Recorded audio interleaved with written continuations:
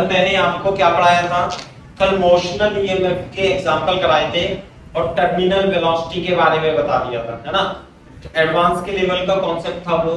अगर जो आपको समझ में नहीं आया हो तो मैं उन क्वेश्चंस को बाद में भी करा दूंगा एक दो बार रिपीट करके, है ना?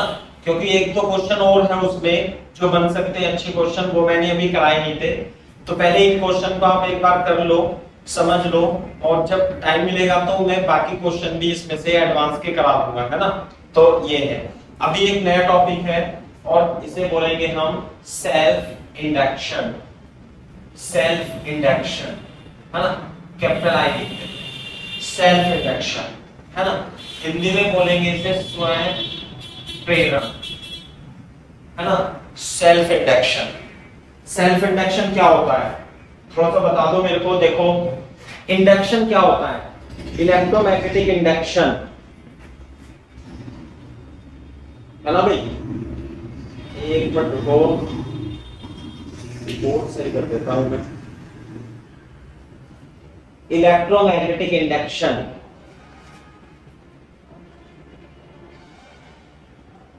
हाँ भाई, इलेक्ट्रोमैग्नेटिक इंडक्शन कैसे था? मैंने आपको बताया था इलेक्ट्रोमैग्नेटिक इंडक्शन में यदि किसी लूप से लिंक फ्लक्स टाइम के साथ चेंज होती है तो उसमें इंड्यूस्ड ईएमएफ उत्पन्न हो जाता है। क्लियर है बात? और इंड्यूस्ड ईएमएफ की डायरेक्शन लेंज के नियम के अनुसार होती है, अकॉर्डिंग टू लेंज लॉ होती है। तो देखो, सबसे पहले दिन मैंने आपको बताया था कि मान लिया ये लूप है, ये क्या है? लूप है, और इसमें यहाँ पर गैल्वेनोमीटर लगा हुआ है। मान ले यहाँ पे गैल्वेनोमीटर लगा हुआ है, और इस लूप से हम क्या करेंगे? एक मैग्नेट लाएंगे, और यदि मैग्नेट पास ले जाएंगे तो इसमें एक करंट फ्लो होने लगेगा, ऐसे करके इसे दोबारा, है ना? करंट यू फ्लो होने लगेगी ना? बात समझ में आई? ऐसे फ्लो होने लगेगी। इधर जाएंगे तो लूप में करंट फ्लो होती है। क्यों फ्लो होती है बता देना? क्यों फ्लो होगी भाई? क्यों फ्लो होगी?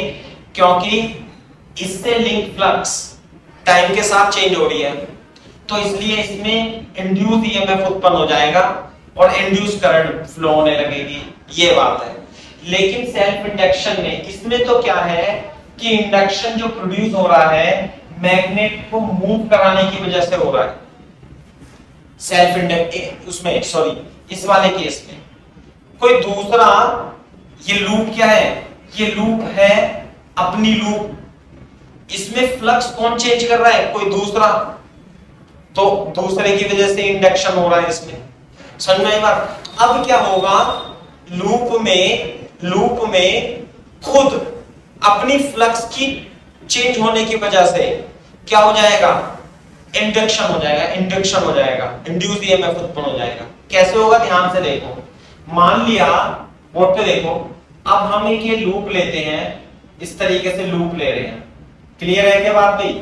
ये, और इसमें हम इसमें एक बैटरी लगा देते हैं, ऐसे करके। नहीं, यहाँ पे तो की लगा देते हैं की, और यहाँ पे एक बैटरी लगा देते हैं, ऐसे करके लगा दिया।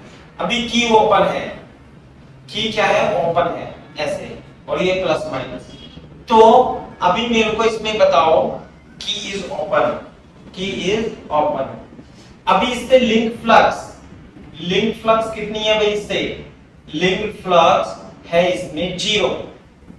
लिंक फ्लक्स y1 कितनी है इसमें? 0। आई बात समझ में? as soon as K is closed, जैसे ही आप इसे की को क्लोज करोगे तो बताओ क्या होगा? यदि हम इस की को क्लोज कर देंगे तो आप बताओ कि क्या होगा? क्या इसमें करंट फ्लो नहीं होने लगेगी इस बैटरी की वजह से? हाँ, होने लगेगी। कैसे? यहां पे देखो ध्यान से, इस तरीके से इसमें एक करंट फ्लो होने लगेगी, ऐसे करके। ये और ये की कर दी हमने क्लोज और यहाँ पे है बैटरी ऐसे करके और इसमें फ्लक्स इसमें क्या जाने लगेगी करंट जाने लगेगी ऐसे करके जाएगी यू करके बोलो। तो एक काम करते हैं इसकी पोलैरिटी थोड़ा चेंज कर लेते हैं। इसकी पोलैरिटी आप चेंज कर लेना भाई, पोलैरिटी थोड़ा ऐसे चेंज कर लो प्लस माइनस। जैसे ही आप इसी की को आप दबाओगे, की को दबाओगे, ध्यान से देखो ये तो प्लस प्लस माइनस ऐसे हो गया। तो करंट कैसे फ्लो होगी, करंट इस वायर में ऐसे फ्लो होगी यूं करके ऐसे ऐसे फ्लो होगी करंट। किसकी वजह से, अरे इस बैटरी की वजह से यूं। तो पहले तो फ्लक्स कितनी थी 0 जब की ओपन थी और की क्या है की इज क्लोज्ड। तो क्या इसमें फ्लक्स है लिंक, हाँ है क्योंकि इसमें करंट फ्लो होने लगी। करंट किसकी वजह से फ्लो होने लगी, इस बैटरी की वजह से। तो जब इसमें करंट फ्लो होने लगी, ध्यान से सुनना, जब इसमें करंट फ्लो होने लगेगी तो क्या इसमें इस करंट की वजह से, अरे किसी करंट कैरिंग लूप में अगर जो करंट फ्लो होती है तो उसमें क्या मैग्नेटिक फ्लक्स नहीं निकलती है ऐसे करके यूं। तो इसमें भी क्या चली जाएगी मैग्नेटिक फ्लक्स इसके अंदर बन जाएगी यूं करके बन जाएगी। ये हो गया करंट आई, सही है क्या बात। इससे भी मैग्नेटिक फ्लक्स क्या हो जाएगी बन जाएगी। तो पहले फ्लक्स 0 थी, अब लिंक फ्लक्स कितनी होगी, लिंक फ्लक्स φ2 कुछ हो जाएगी मान लिया। अब ये तो नहीं पता कितनी हो जाएगी लेकिन हो तो जाएगी। समझ में आई बात। तो ध्यान से सुनो, कुछ और नहीं है, केवल और केवल लूप है, ये वाली लूप और ये लूप, बस कुछ नहीं है। इसी लूप की वजह से पहले इसमें करंट 0 थी तो इससे लिंक फ्लक्स 0 थी, लेकिन जैसे आपने इस की को क्लोज किया तो अब इस लूप से लिंक फ्लक्स आ गई। तो मतलब फ्लक्स इस लूप से, मतलब मीनिंग, मतलब क्या है, मतलब इस लूप से लिंक्ड फ्लक्स क्या हुई है भाई, चेंज हुई है, चेंज हुई है। और जब किसी लूप से लिंक फ्लक्स चेंज होती है तो उसमें इंड्यूस ईएमएफ उत्पन्न हो जाता है। इंड्यूस ईएमएफ उत्पन्न हो जाता है जब किसी लूप से लिंक फ्लक्स चेंज होती है। लेकिन इस लूप में फ्लक्स चेंज कौन कर रहा है, ये खुद लूप कर रही है। इसकी लूप की खुद की करंट इसमें फ्लक्स चेंज कर रही है, तो इसकी वजह से इसमें इंड्यूस ईएमएफ उत्पन्न हो जाएगा। क्या हो जाएगा, इसमें इंड्यूस ईएमएफ उत्पन्न हो जाएगा जो कि इसके चेंज इन फ्लक्स को अपोज करेगा, है ना। तो इसी वजह से इसे क्या कहते हैं, हम सेल्फ इंडक्शन कहते हैं, है ना। मीनिंग ऐसे लिख दूंगा, मीनिंग इस लूप, ऐसे इंग्लिश में लिख देता हूं, चलो कॉपी कर लो, यहां तक मैं लिखवा देता हूं, कॉपी करो इसे।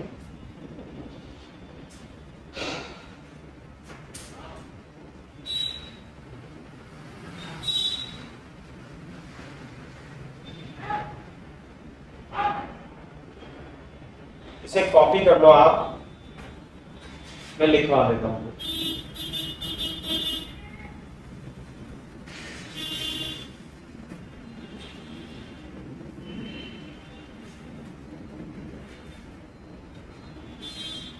Flux is changed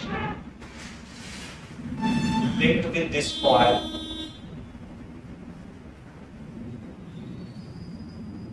due to change in current in the loop itself. In the loop itself. Therefore, induced EMF is produced according to Faraday's law. according to Faraday's law.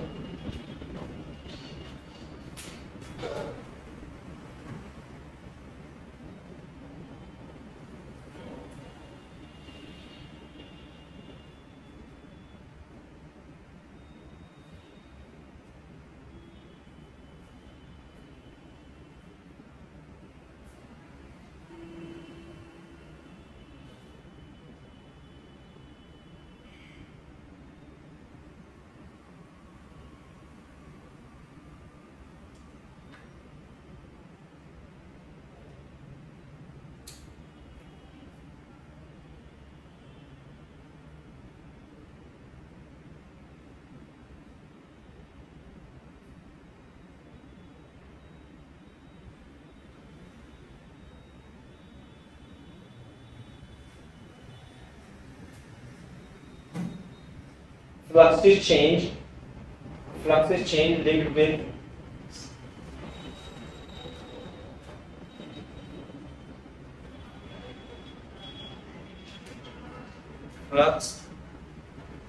linked with this coil is changed. ऐसे लिख लो, flux linked with this coil is changed due to change in current in the loop itself, therefore induced EMF is produced according to Faraday's law. This EMF is called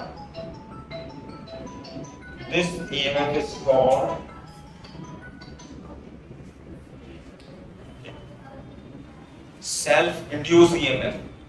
Self-induced EMF, and this phenomena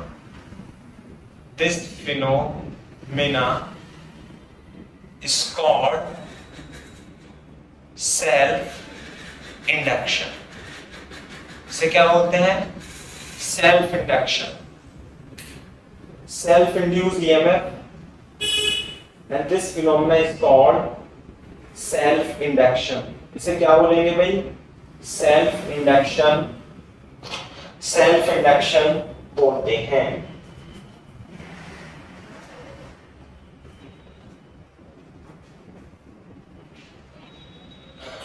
सही है बात?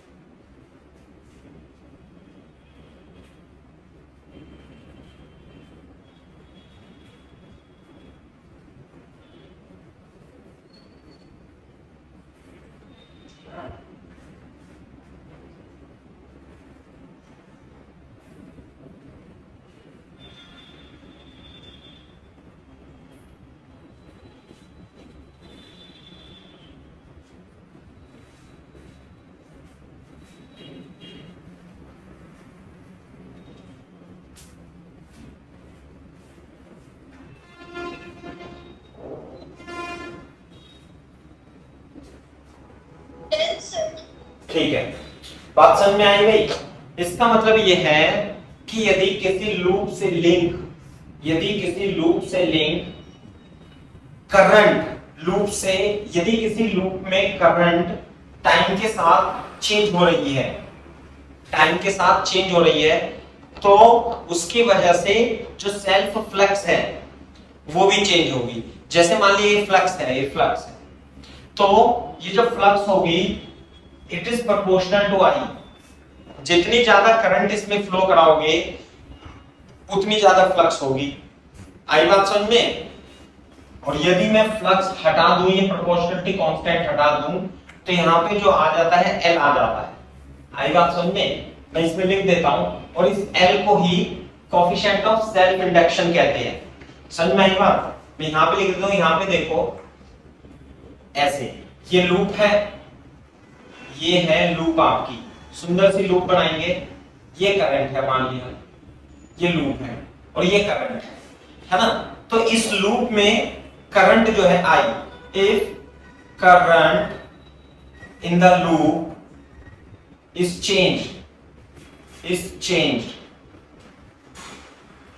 with time, then flux linked with coil is also change। और जब flux change होगी then induce, therefore ऐसे लिखेंगे, due to this self-induced EMF is produced। Clear है क्या बात? self-induced EMF is produced। अगर जो ये करंट टाइम के साथ चेंज हो रही है, कौन सी करंट? अरे लूप की खुद की करंट, इसे कोई और चेंज नहीं कर रहा। और लूप में करंट कैसे चेंज हो सकती है बताना? लूप में करंट चेंज कर दोगे, इस बैटरी को वेरिएबल बना दो, मान लिया बैटरी को वेरिएबल बना दो, तो लूप में करंट चेंज होती रहेगी, तो इससे लिंक फ्लक्स भी क्या होती रहेगी? चेंज होती रहेगी। तो इसमें इंड्यूस्ड ईएमएफ यानी कि सेल्फ इंड्यूस्ड ईएमएफ प्रोड्यूस हो जाएगा। समझ में आई बात? तो ध्यान से देखो, जो फ्लक्स है, पहले कॉपी करो, यहां तक कॉपी करो।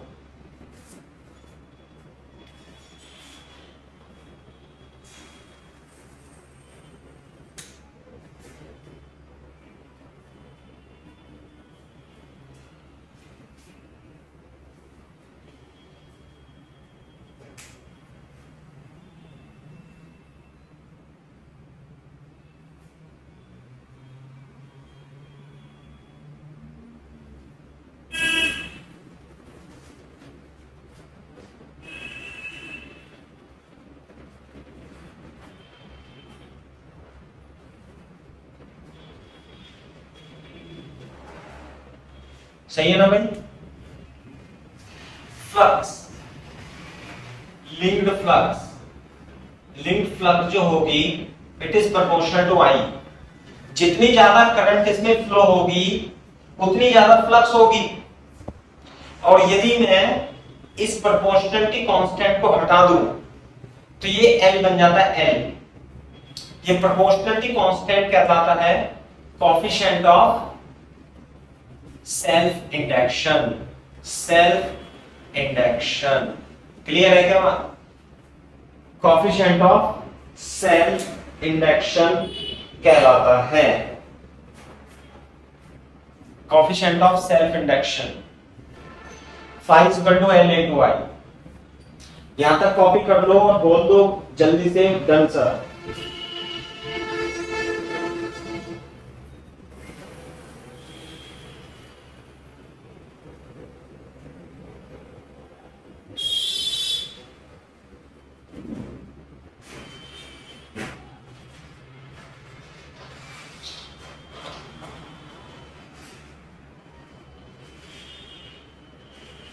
Coefficient of self-induction.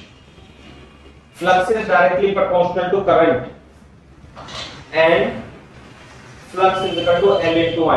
Coefficient of self-induction.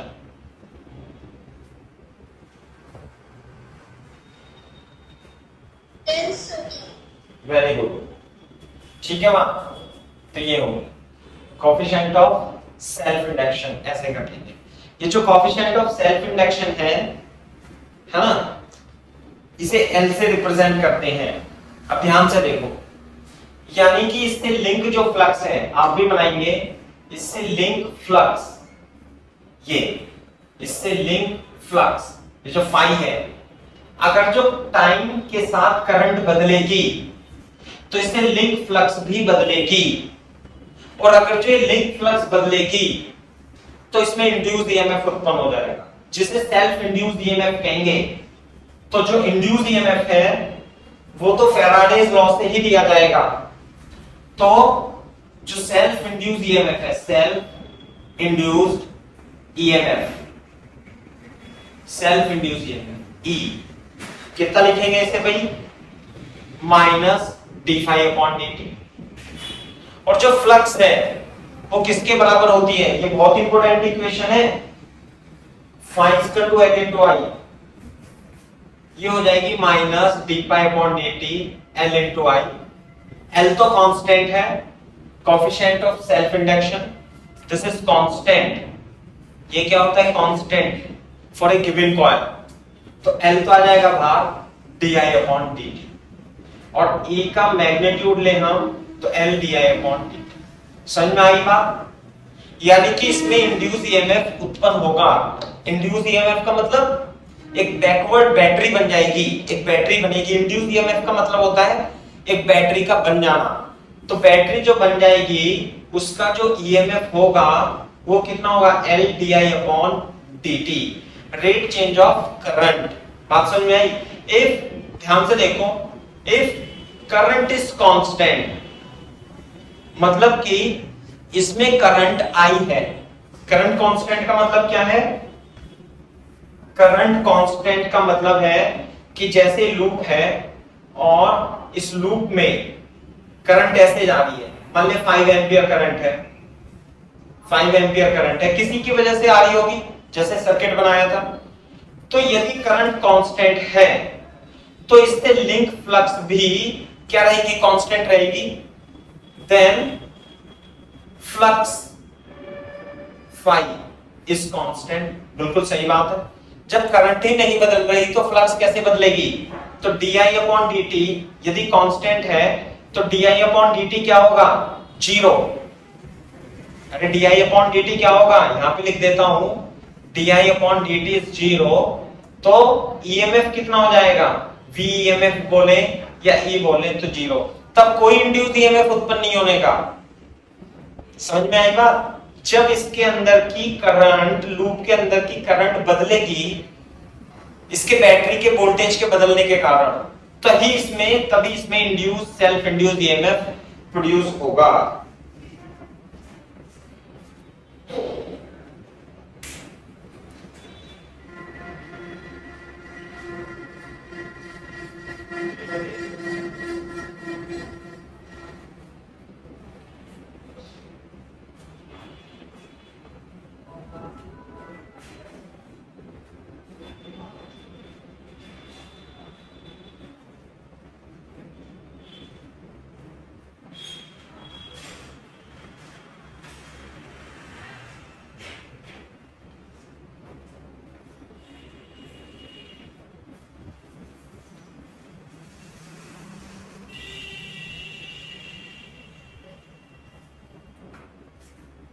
Induce EMF कितना होगा भाई, जीरो। ध्यान रखना। तो सेल्फ इंड्यूस ईएमएफ तभी उत्पन्न होगा कॉइल में जब उससे लिंक करंट तो आप बदलोगे। ये है वो। हाँ भाई, सेल्फ इंडक्शन जो एल है, एल यानी कि coefficient of self induction, coefficient of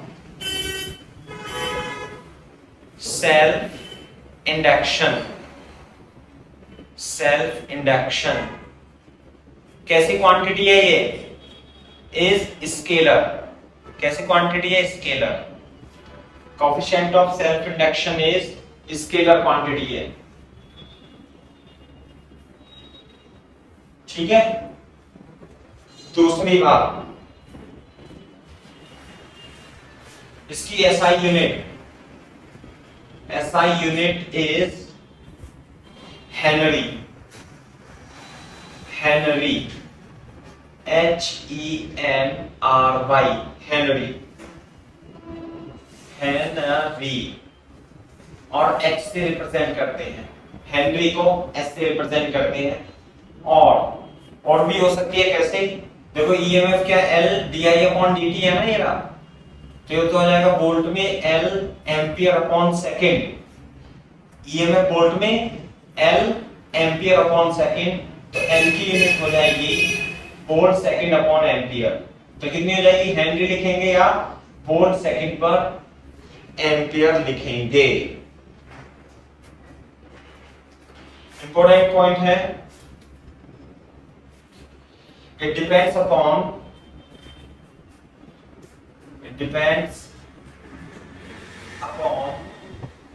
shape and size of the coil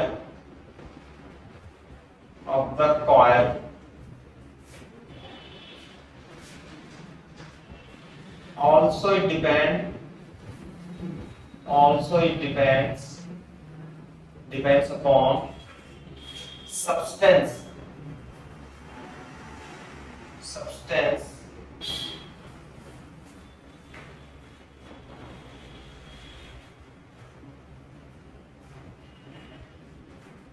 on which coil is wound.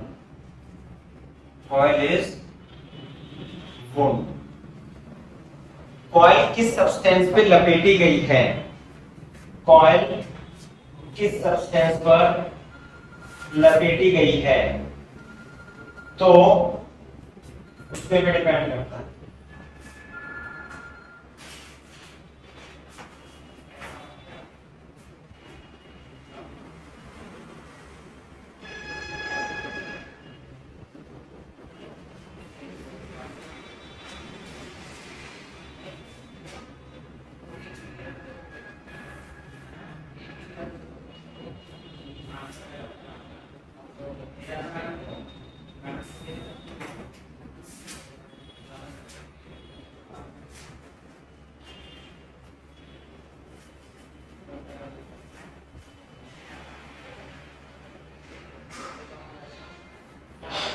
देखो जरा, कॉपी कर लेना तो बोल देना डन सर।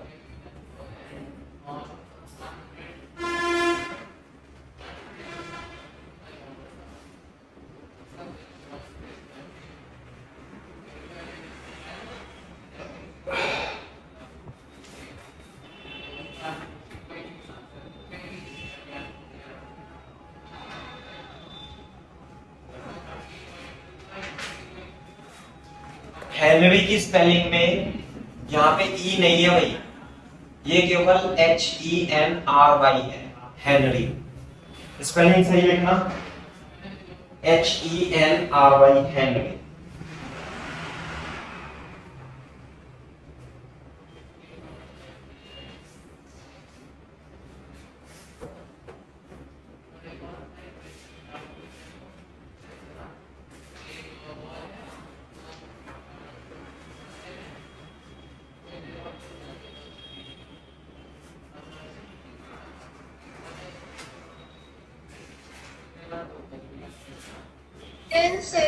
ठीक है, एक और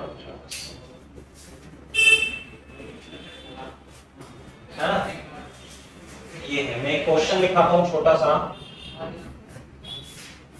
आप उसे देखना। ये है तो coefficient of self induction L है ना, हमें रिलेशन याद रखना है हमेशा phi = Li, ये याद रखना है। एग्जांपल लिखो question, a magnetic flux of 4 into 10⁻³ weber is linked with each turn of a coil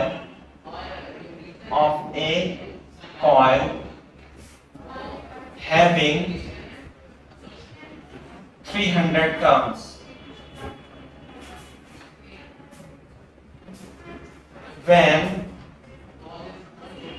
there is an electric current of 2 ampere in it. Calculate the self inductance of coil, ये है self inductance of coil.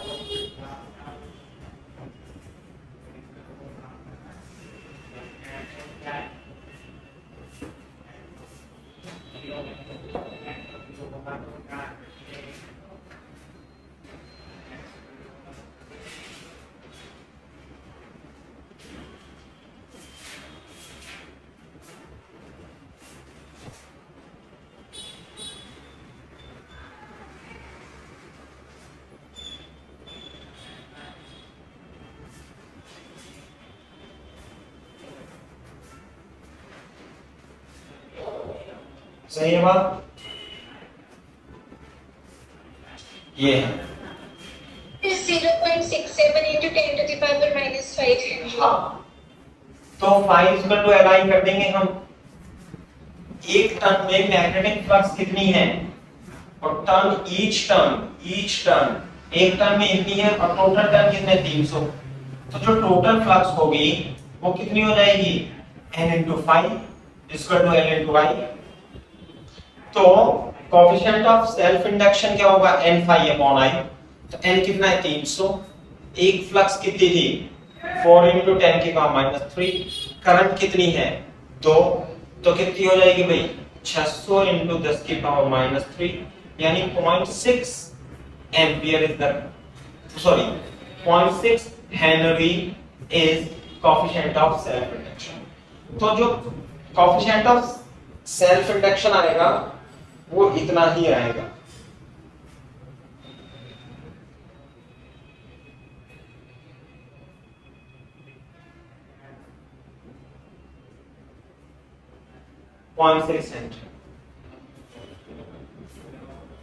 Clear है क्या बात, ये है।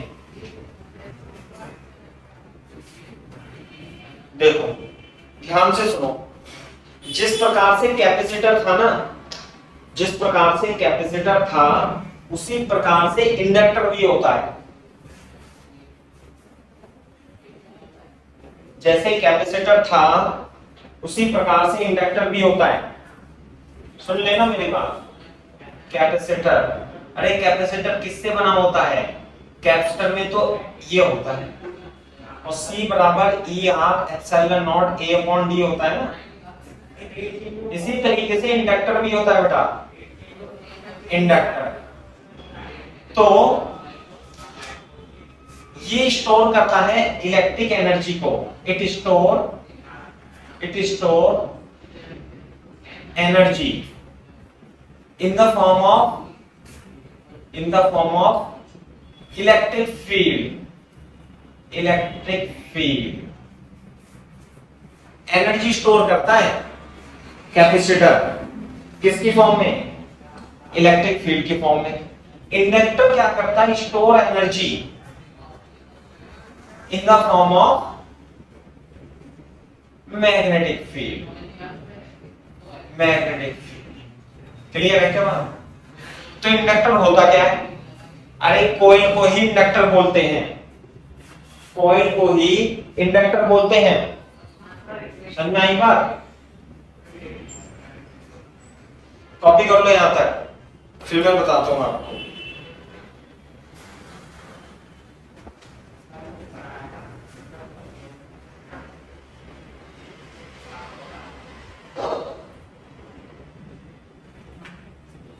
Capacitor जरूर बना लेना। ये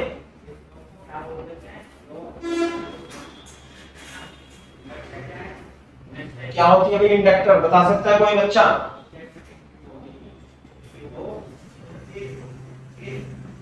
देखो इंडक्टर नहीं पता तो हमें लॉन्ग सोलेनॉइड तो पता है। लॉन्ग सोलेनॉइड क्या होती है, ऐसे लॉन्ग सोलेनॉइड। यदि मैं इसमें करंट फ्लो करा दूं, ऐसे करके करंट फ्लो करा दो भाई आई, तो इसके अंदर क्या उत्पन्न हो जाएगी, मैग्नेटिक फील्ड। क्या उत्पन्न हो जाएगी भाई, मैग्नेटिक फील्ड बी। कितनी होगी पता है, mu naught N I. What is an, n is number of turns per unit length, ये होता है। लॉन्ग सोलेनॉइड तो पता है,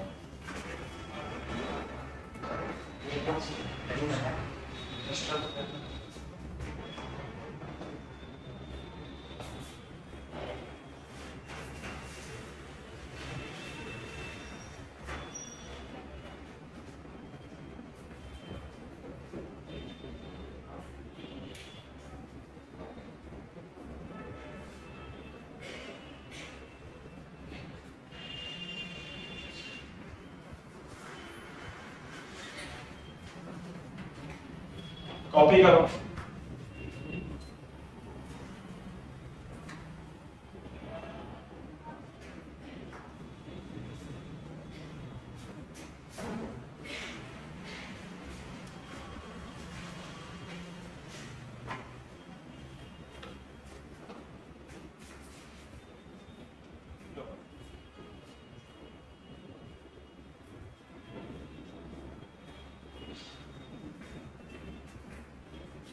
हाँ ये तो हो गया long solenoid.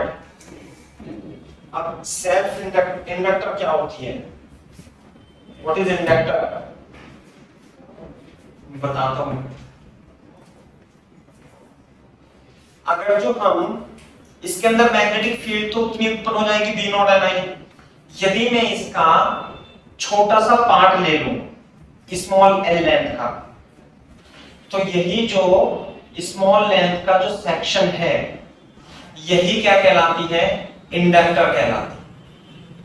Inductor small section लिख लो।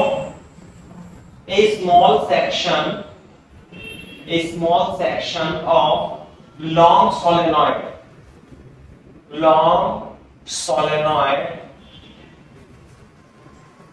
Is an ideal inductor. यानी लॉन्ग सोलेनॉइड के पार्ट को छोटा सा पार्ट लेने हम, तो इसे ही क्या कहते हैं? हम आइडियल इंडक्टर कहते हैं। क्लियर है क्या बात? तो अगर जो ये आइडियल इंडक्टर है तो इसकी इंडक्टेंस क्या होगी, यानी एल क्या होगी? समझ में आई बात? तो ध्यान से देखो, जिस प्रकार से हम किसी कैपेसिटर की कैपेसिटेंस निकालते थे उसी तरीके से हम इस आइडियल इंडक्टर की इंडक्टेंस निकालेंगे। लेंथ कितनी है इसकी? L। कितनी लेंथ है बेटा? L। मान लेते हैं इसका एरिया ऑफ क्रॉस सेक्शन, ये A क्या है? एरिया ऑफ क्रॉस सेक्शन ये है। और करंट कितनी जा रही है इसमें? I। इसमें I जा रही है, तो इसके अंदर मैग्नेटिक फ्लक्स निकाल सकते हैं क्या हम? हाँ निकाल सकते हैं। कितनी आएगी magnetic flux? B into A। नहीं आई बात समझ? मैग्नेटिक फ्लक्स कितनी होगी? B into A होगी। हाँ भाई B into A। B कितना होगा? म्यू नॉट एन आई। B तो वही होगा, ये ना B। अरे इस पार्ट में B कितना होगा भाई? म्यू नॉट into एन आई। और एरिया कितना होगा? एरिया तो A ही मान लेते हैं। चलो दूसरी बात, जो ये तो फ्लक्स लिंक है एक टर्न के through, this is flux linked with one turn. नहीं आई बात समझ? Flux link with one turn, एक टर्न की फ्लक्स, यानी कि ऐसे होगी ना, ये ऐसे एक टर्न होगा तो एरिया कितना है इसका? A। मैग्नेटिक फील्ड कितनी है? B। तो मैग्नेटिक फ्लक्स कितनी हो गई? Mu naught N I into A। बिल्कुल सही बात है, एक टर्न है। लेकिन ऐसे कितने टर्न है? टोटल नंबर ऑफ टर्न्स बता सकते हो इसमें? Total number of turns. हाँ भाई कितने टर्न्स होंगे? 1 2 3 4 5। टोटल नंबर ऑफ टर्न्स होंगे इसमें n into L। ये ध्यान रखना बात। क्योंकि स्मॉल n क्या है, स्मॉल n है number of turns per unit length, तो इसलिए हम L से मल्टीप्लाई कर देंगे तो नंबर ऑफ टर्न्स आ जाएंगे। तो यहां पे तो बहुत सारे टर्न्स है, इसका मतलब ये रहे ना 1 2 3 4 5, तो टोटल नंबर ऑफ टर्न्स कितने हो जाएंगे, इतने। तो बेटा ये तो एक टर्न से लिंक फ्लक्स है, इसलिए टोटल फ्लक्स कितनी हो गई, टोटल फ्लक्स, अरे n से मल्टीप्लाई कर देंगे एक फ्लक्स की mu naught ni into a, और n कितना है बेटा, n into l, mu naught ni into a, कितना लिख दूं, mu naught n square l into a into i, this is total flux. समझ में आई बात, total flux linked with this ideal inductor is mu naught n square a into l।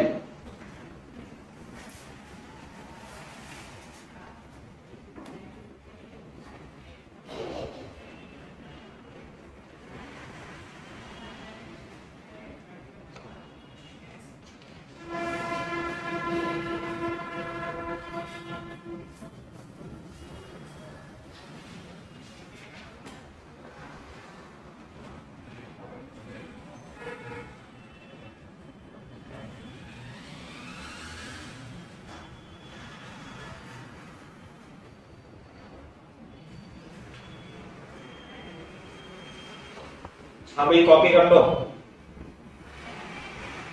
जब copy कर लेना तो बोल देना डन सर।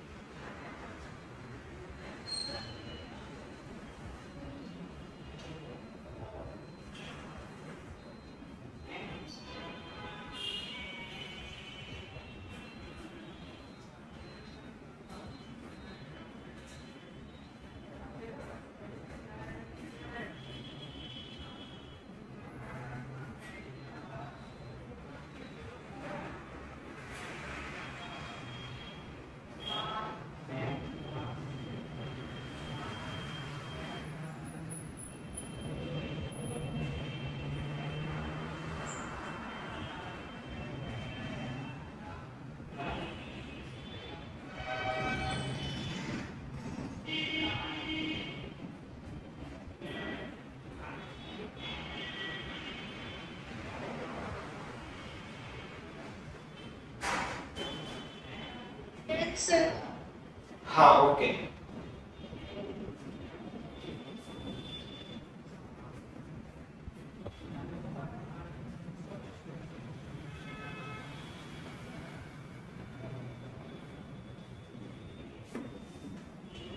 हाँ भाई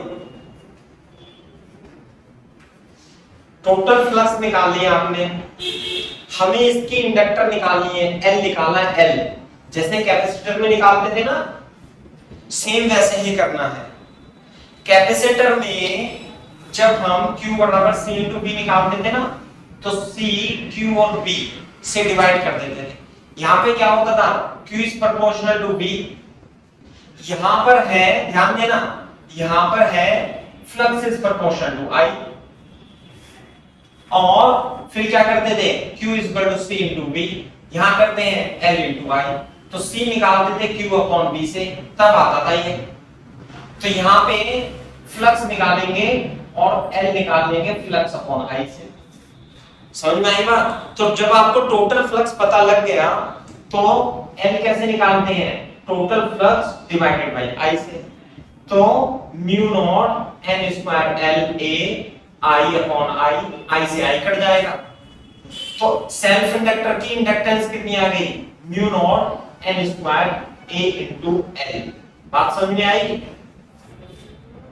ध्यान से देखो, जो कैपेसिटर था, एक कैपेसिटर की कैपेसिटेंस किस पर डिपेंड करती थी, एरिया पर, डिस्टेंस पर, और उसके बीच में जो सब्सटेंस रखा है उस पर। बात समझ में आई? लिख लेना भाई यहां पे। इसी प्रकार से ये जो इंडक्टर है, आइडियल इंडक्टर है, आइडियल इंडक्टर की इंडक्टेंस किस किस पे डिपेंड करेगी, आइडियल इंडक्टर की इंडक्टेंस किस किस पे डिपेंड करेगी, मैं पहले लिखा चुका हूं, n is equal to mu naught n square into l, किस किस पे, एरिया पर, लेंथ पर, लेंथ, इसकी लेंथ, और अभी यहां पर पहले तो एप्सिलॉन नॉट ए आता था, और यहां म्यू आर भी आ सकता है, म्यू आर पर। कैसे, बोर्ड पे देखो एक बार, इसे तो यहां पे ऐसे लिख लेना, ये जो इंडक्टर होती है, इंडक्टर, इसकी लेंथ l है और एरिया ऑफ क्रॉस सेक्शन कितना है भाई, a। तो यदि आपको, जैसे कैपेसिटर था ना, कैपेसिटर की कैपेसिटेंस बढ़ाने के लिए इसमें एक डाइलेक्ट्रिक सब्सटेंस डाल देते थे, तो इसकी इंडक्टर कैपेसिटेंस ER गुना हो जाती थी। ऐसे ही इंडक्टर की इंडक्टेंस बढ़ाने के लिए, इंडक्टर की इंडक्टेंस बढ़ाने के लिए इसमें एक मैग्नेटिक मटेरियल डाल देंगे। क्या डाल देंगे, मैग्नेटिक मटेरियल, है ना। इसके अंदर क्या डाल देंगे भाई, मैग्नेटिक मटेरियल, कॉइल मटेरियल डाल देंगे, और इसकी रिलेटिव परमीबिलिटी कितनी होगी, म्यू आर। इसे हम नेक्स्ट टॉपिक में पढ़ेंगे, म्यू आर। तो जो इंडक्टर की इंडक्टेंस है वो म्यू आर टाइम्स बढ़ जाएगी, mu naught N square A into L. बात समझ में आती है नहीं, इसकी बढ़ जाएगी। चलो इसे मैं यहां नहीं लिखता, इसे यहां नहीं लिखते, है ना, इसे तो बना लेना ऐसे करके, ये बना लेना, और यहां पे जो इंडक्टेंस होगी mu r mu naught N square A into l. मैंने अभी पॉइंट लिखाया था कि सेल्फ इंडक्शन डिपेंड करती है शेप पर, साइज पर, और उसके अंदर रखे हुए मटेरियल पर, जिस पर वो कॉइल लपेटी गई है, मैग्नेटिक मटेरियल पर। समझ में आई बात, mu r mu naught N square A into l. Clear है क्या बात? तो यह है कोएफिशिएंट ऑफ सेल्फ इंडक्शन, है ना, आइडियल इंडक्टर की इंडक्टेंस का फॉर्मूला। जैसे कैपेसिटर का होता था ऐसे ही इंडक्टर का भी होता है।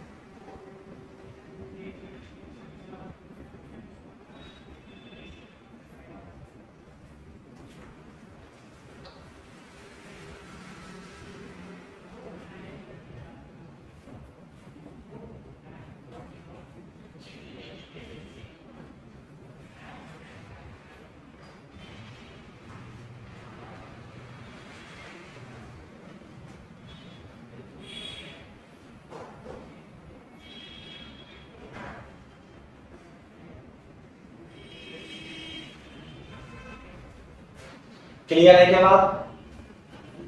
तो सेल्फ इंडक्शन होती है इंडक्टर की, L is equal to mu naught N square A into l. इस बात का ध्यान रखना। रिलेटिव परमेबिलिटी बोलते हैं इसे। मैग्नेटिक मटेरियल यदि रख देंगे तो म्यू आर को रिलेटिव परमिएबिलिटी इसे बोलते हैं, रिलेटिव परमिएबिलिटी। जैसे ये रिलेटिव परमिटिविटी होता था, रिलेटिव परमिएबिलिटी होता है।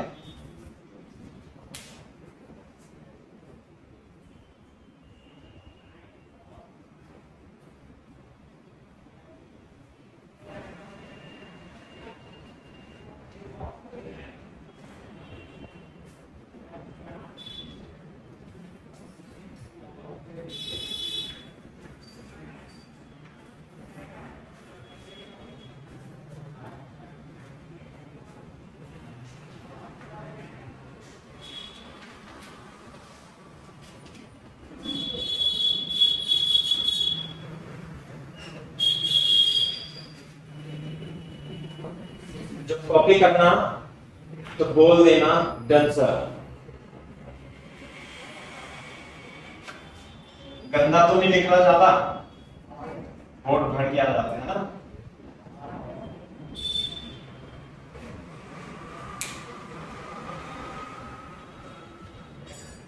Self induction. Coefficient of self induction depends upon shape, size and the material upon which it is wound. जिस पर ये लपेटी गई है, या मैग्नेटिक मटेरियल जो इसके अंदर रखा गया है।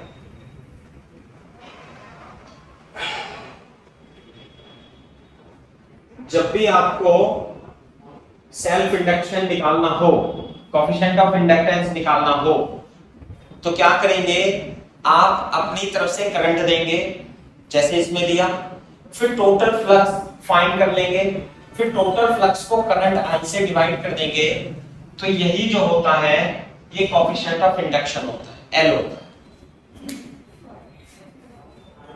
This is L.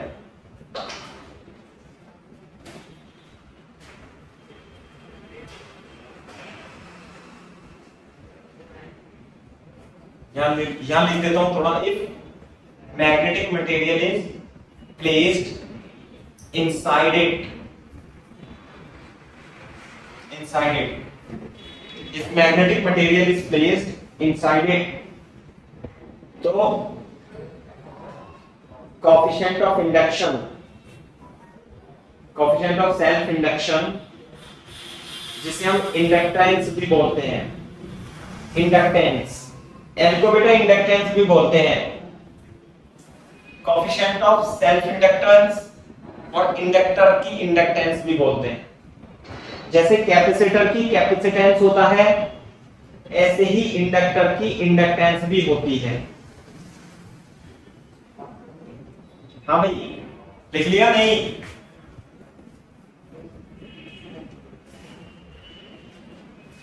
एल को क्या बोलेंगे? कोएफिशिएंट ऑफ सेल्फ इंडक्टेंस और इंडक्टेंस ऑफ इंडक्टर। एल का फॉर्मूला होगा mu naught N square A into L. सही है? यू जब एयर है ना, अगर जो एयर नहीं है तो म्यू आर से गुणा करके। फॉर्मूला याद रखना है बेटा, ये फॉर्मूला याद रखना है। जैसे सी का रख रखा है ना, E R epsilon not a upon D, तो इसी प्रकार को आपको एल का फॉर्मूला भी याद रखना है।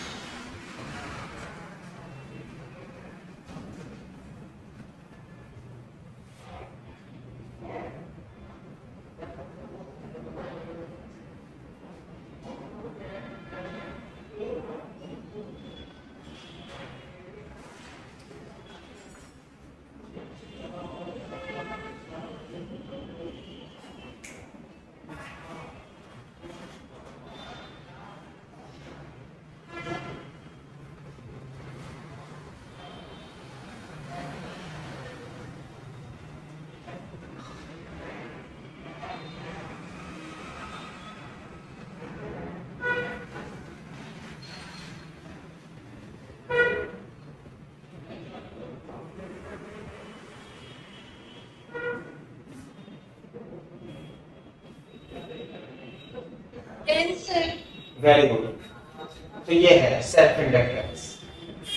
सही है? अब मैं आपको इसमें बहुत ही इंपॉर्टेंट पॉइंट बताने जा रहा हूं, और ये है पोटेंशियल डिफरेंस। मैं इसे साफ, चलो मैं साफ नहीं कर रहा, इसे मैं यहां पे लिख देता हूं। लिखो heading potential difference, potential difference across an inductor, across an inductor। हाँ भाई, induced EMF, potential difference across an inductor।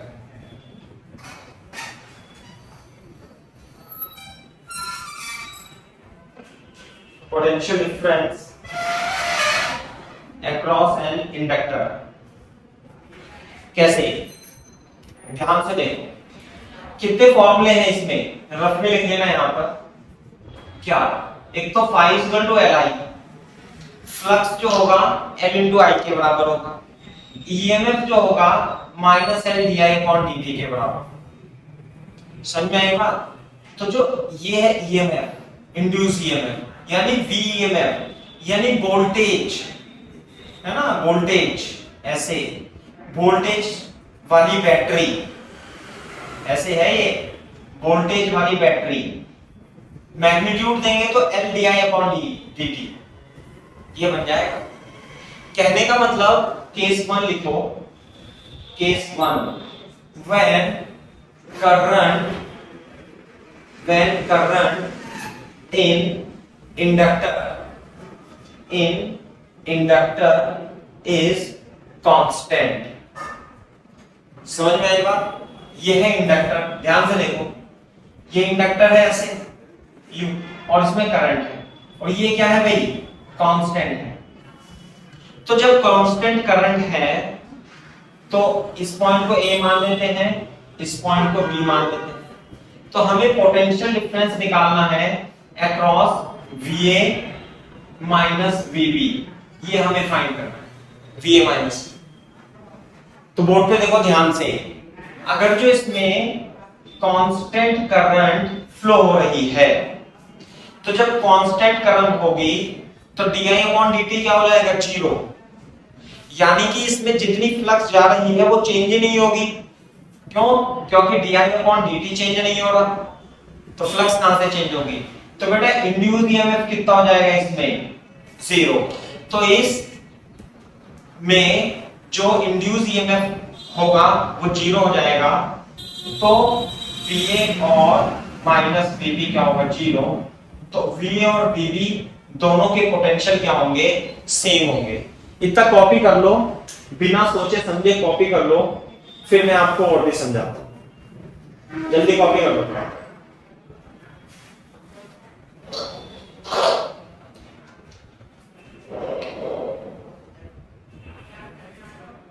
Case 1, this is case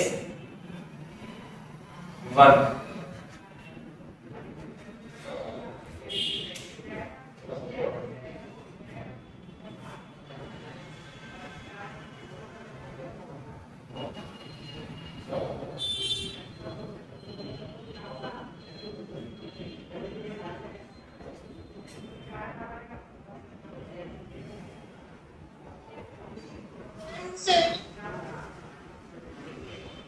देखो केस 2 लिखो, case 2 when current in inductor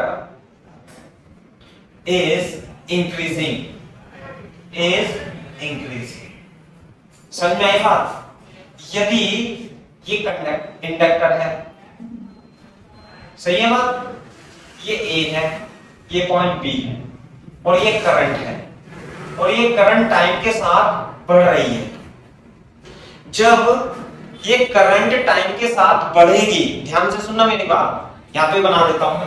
जब ये करंट टाइम के साथ बढ़ रही है, बढ़ती जा रही है, तो इसमें फ्लक्स भी क्या होगी? अरे लगातार बढ़ती जाएगी। तो लेंज लॉ के हिसाब से इसके अंदर इंड्यूस ईएमएफ उत्पन्न हो जाएगा। क्या उत्पन्न हो जाएगा? Induce EMF. क्यों?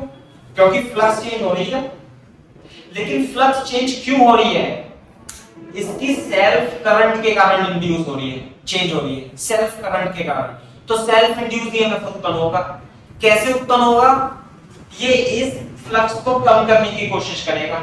कम कैसे करेगा? कि इसमें एक इंड्यूस ईएमएफ इस डायरेक्शन में उत्पन्न हो जाएगी। बात समझ में आई?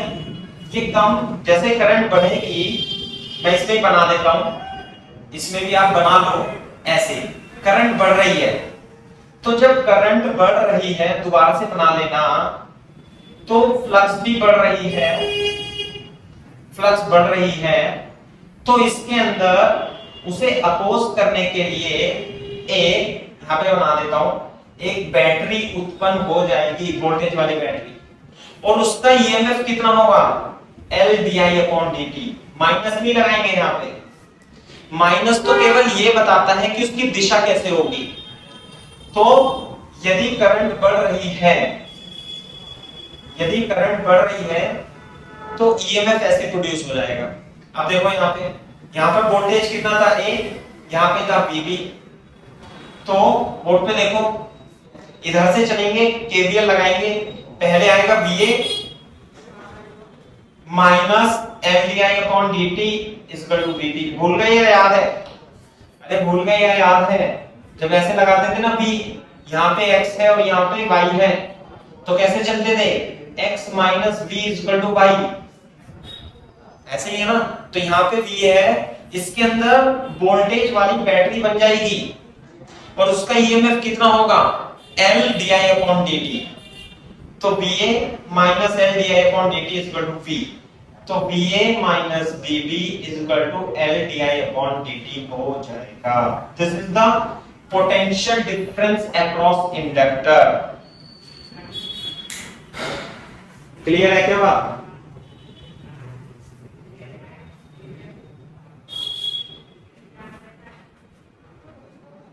यानी कि ये बेटा इंडक्टर है ना, बैटरी की तरह वर्क करने लगेगी और बैटरी का ईएमएफ कितना होगा, L di/dt।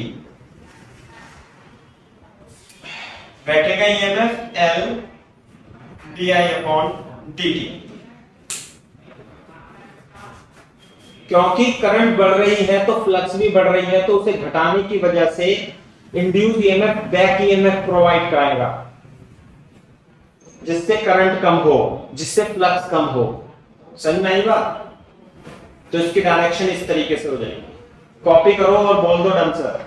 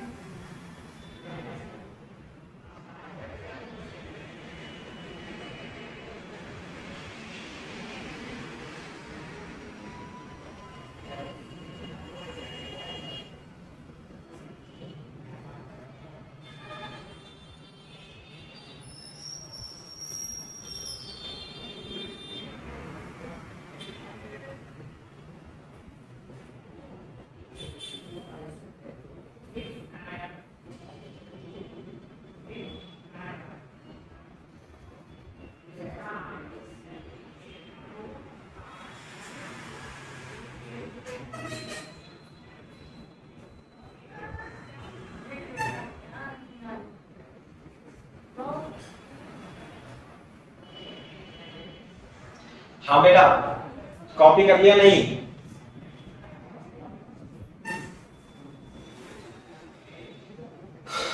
अरे कर लिया करो कॉपी।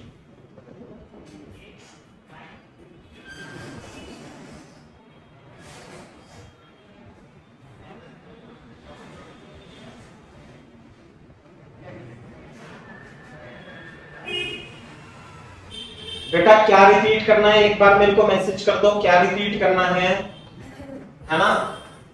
थोड़ा सवाल वाल करेंगे तो आएगा समझ में। फिर भी मेरे को बता दो, मैंने मैसेज में देखा आपको, क्या रिपीट करना है बता दो, है ना? मैं समझा दूंगा। अभी यहाँ पे देखो ध्यान से, जब करंट कांस्टेंट थी तो फ्लक्स चेंज नहीं हो रही थी, फ्लक्स कांस्टेंट थी। तो जब फ्लक्स कांस्टेंट थी तो ईएमएफ कुछ था ही नहीं, तो VA बराबर VB था।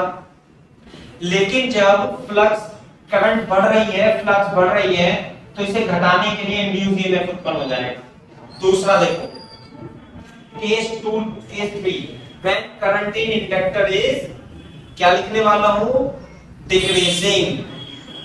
डिक्रीजिंग कैसे, ध्यान से देखो, यह inductor current I as a function of time t क्या हो रही है, डिक्रीज हो रही है।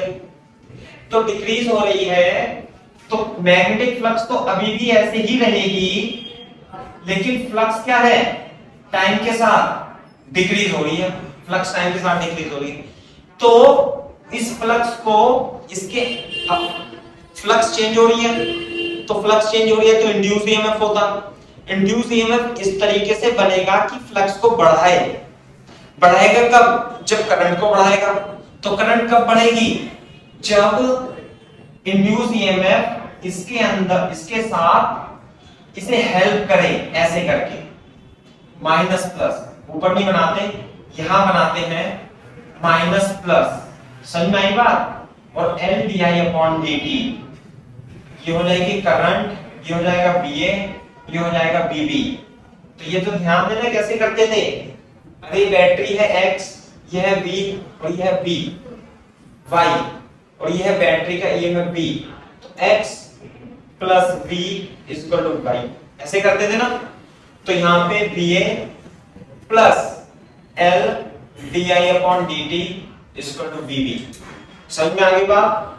तो B B minus V A equal to L D I upon D T आ जाएगा इस केस में। किस केस में? when current I is decreasing।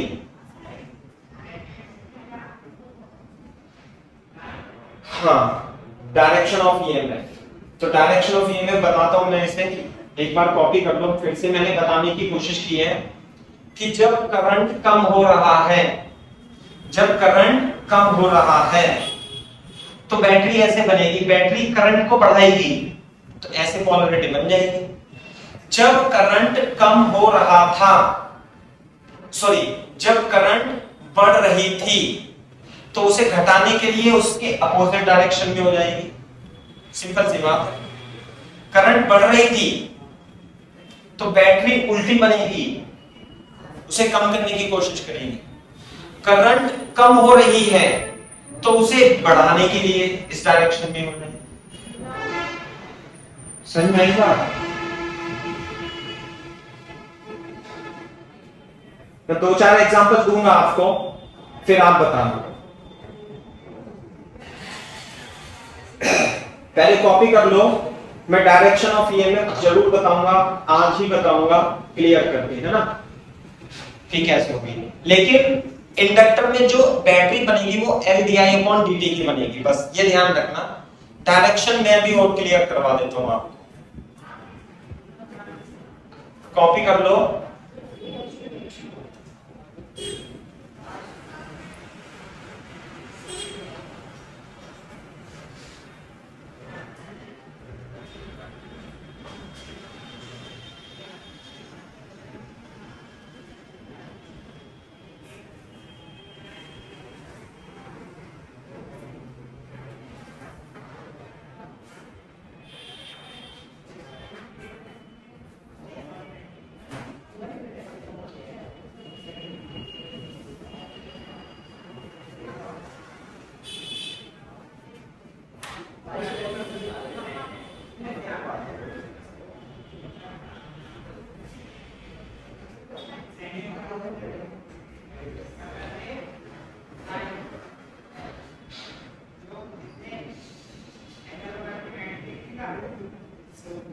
Copy कर लेना, बोल देना आंसर।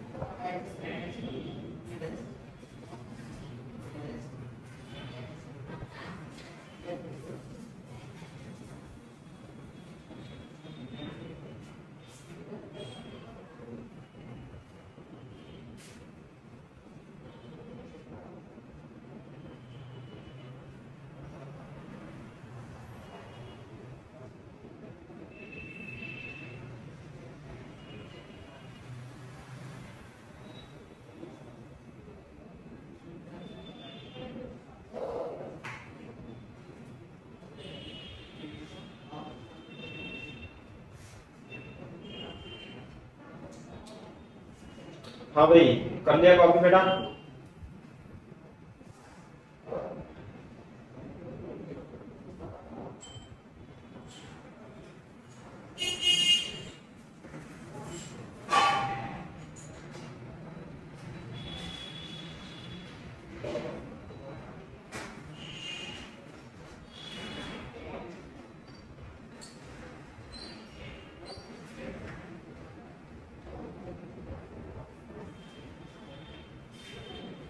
कॉपी कर। हाँ देखो बेटा, सुन लो मेरी बात, आपको यदि कंफ्यूजन है तो सुन लो, बताओ मेरे को। जैसे मान लिया ये इंडक्टर है ना, अब इसमें करंट जो है वो करंट जो है I = 2t दे रखा है, मान लीजिए 2t दे रखा है, सही है बात। और L जो है इसका L है 0.2 हेनरी, ऐसे बात समझ में आई बात। तो ये VA है और ये VB है, मैं एग्जांपल ही बता रहा हूं, और ये करंट है as a function of time t।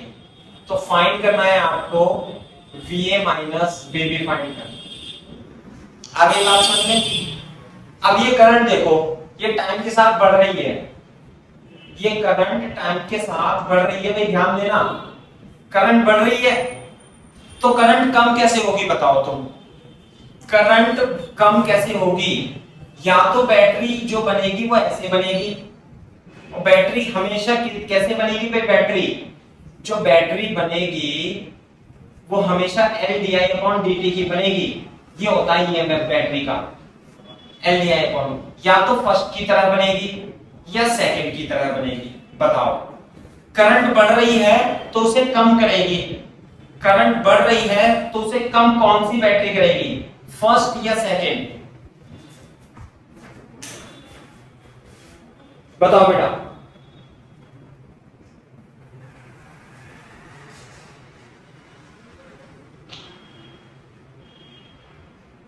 सही है ना, बिल्कुल सही बात है, फर्स्ट। अरे करंट बढ़ रही है, जैसे करंट बढ़ कैसे रही होगी पता है, यहाँ पे हमने बैटरी लगा रखी होगी और इस बैटरी का ईएमएफ बढ़ा रहे हैं, तो ये जो बैटरी बनेगी ये इसे अपोज करती हुई बनेगी, समझे। तो देखो अब इसे तो हटा दो, तो ऐसे बनेगी बैटरी, और बैटरी का ईएमएफ कितना होगा, LdI/dt। कितना होगा भाई, LdI/dt होगा। तो VA और VB। अब ये बात आ जाती है कि मैं इस पे रिलेशन कैसे लिखूं।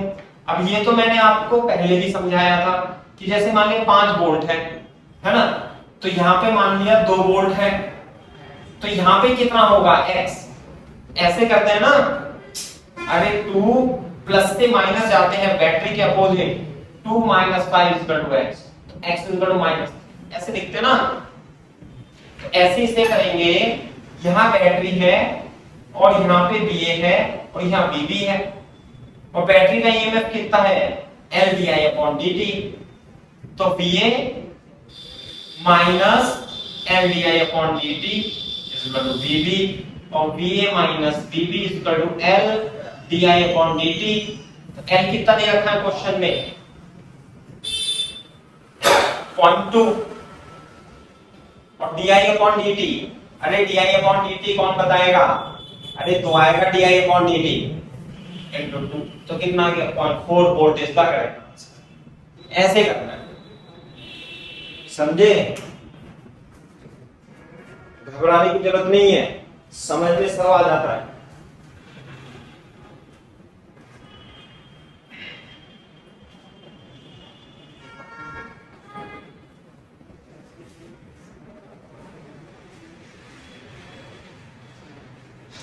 अब मेरे को बताओ, फाइंड VA माइनस VB। ऐसे ये इंडक्टर है ना भाई, और I इसमें ऐसे दे रखी है, I =